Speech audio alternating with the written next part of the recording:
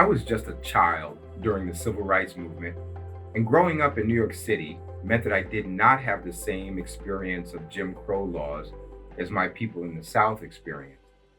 Even so, I recall some of the mood at school after the assassination of Dr. King and certainly experienced my share of racism and racialized interactions over the years. What I came to appreciate is how Christian faith was integral to the struggle for African American civil rights. I ministered in Washington, D.C. for about 18 years and recall the construction and opening of the Martin Luther King Jr. Memorial. If you visit that memorial, you would not be able to miss the impressive statue of the civil rights leader carved in the Stone of Hope and prominently displayed as the focal point of the exhibit. Adjacent to the statue is a wall engraved with quotations related to peace, justice, and love from Dr. King's years of public ministry. One of the quotations is part of an oracle from the prophet Amos. But let justice roll down like waters, and righteousness like an ever-flowing stream. That's Amos 5:24. It's not surprising that a Baptist preacher would quote the Bible. Yet the Bible took on special significance for many involved in the civil rights movement. It informed their sense of justice, not only within the confines of a local religious gathering, but throughout society. Many of the active participants in the civil rights movement were people who professed and demonstrated faith in God. For example, the Southern Christian Leadership Conference, SCLC, is an organization that emerged from the Montgomery bus boycott of 1955 to 56 and whose name communicates explicit dependence upon teachings in the Bible that undergird Christian faith. There were many other clergymen along with Dr. King who relied upon the Bible to guide their involvement in the movement. Among the most well known are Reverend Fred Shuttlesworth, Reverend Vernon Johns. He was Dr. King's predecessor at the Dexter Avenue Baptist Church in Montgomery, Alabama. Reverend Ralph David Abernathy, Reverend Wyatt T. Walker, and Reverend Jesse Jackson. Despite the movement's male dominated leadership, it depended heavily upon church going women. Some luminaries include Coretta Scott King, Diane Nash, who was raised Catholic and became a staunch advocate of nonviolence, and Rosa Parks, a member of the African Methodist Episcopal Church, who was active in the NAACP prior to her refusal to move to the back of the bus. There were non-African Americans attracted to the movement, including many Jewish people who were also motivated by their understanding of the Bible.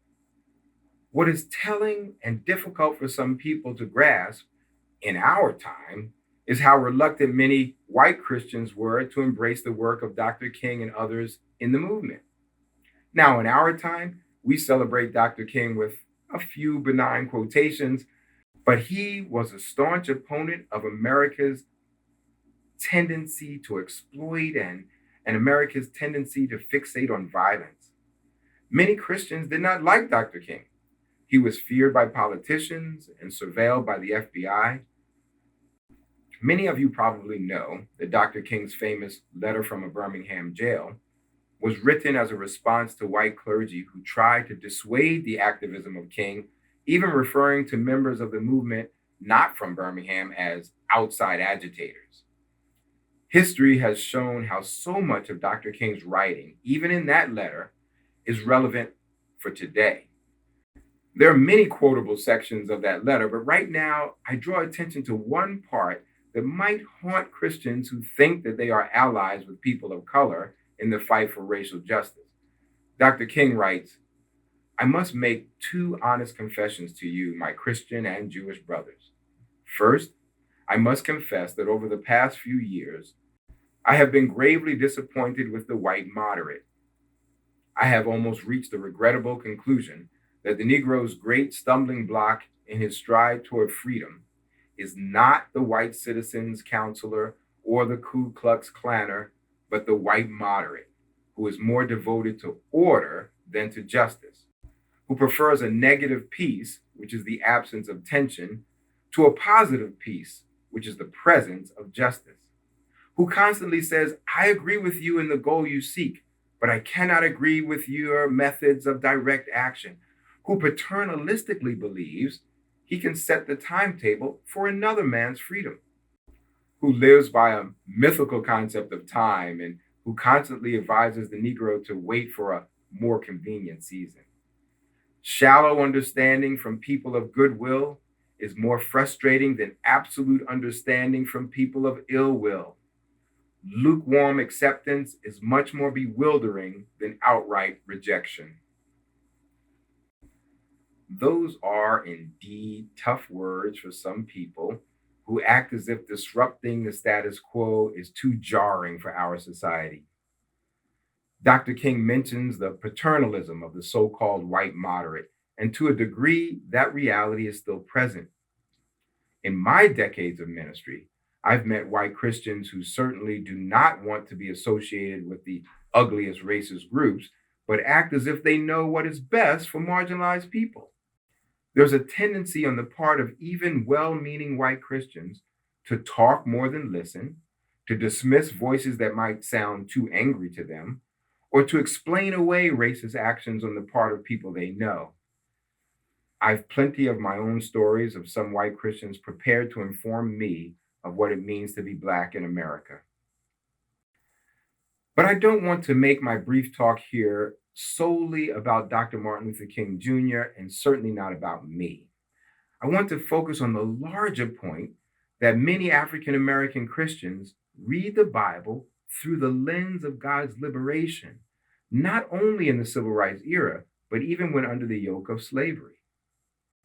The God who delivered Israel out of bondage, the God who saved Shadrach, Meshach, and Abednego from unjust government persecution, and likewise did for Daniel, the God whose only begotten Son laid aside privilege and died as an enemy of the state, but rose in power and glory, that God is the God that African Americans came to understand as being on their side and not like the God of the enslavers. In fact, as some scholars have pointed out, African American believers, although humiliated by injustice, demonstrate the nature of the suffering servant who is Jesus Christ more accurately than those who practice the faith of the enslavers.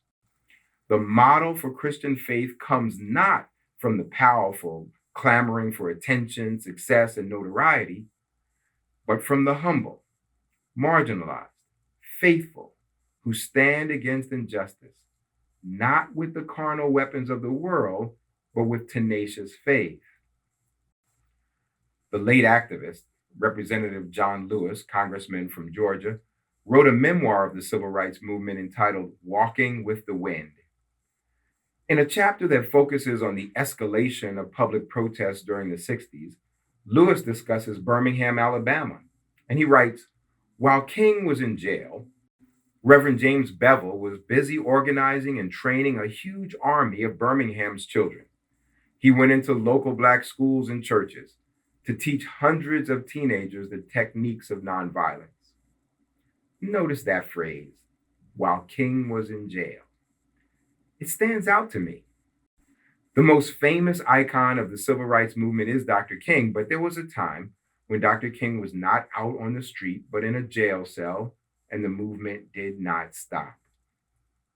Lewis writes that he and other leaders were encouraging people all along to do what they knew to be right, even if the leaders of the movement were not present.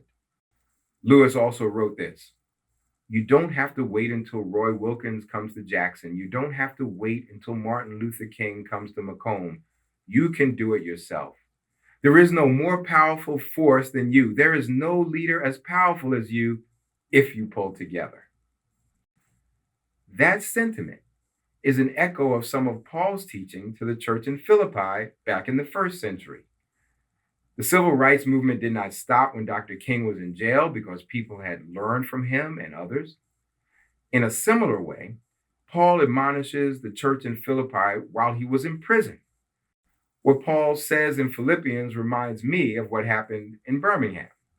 Paul is confident that even though he is not present with his beloved congregation, God is still at work among them.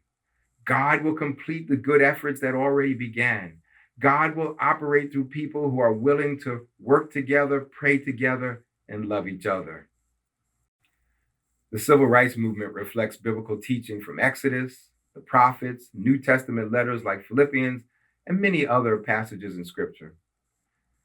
The word justice can be intimidating and infuriating for people in power, but for the people of God, justice is part of our mandate.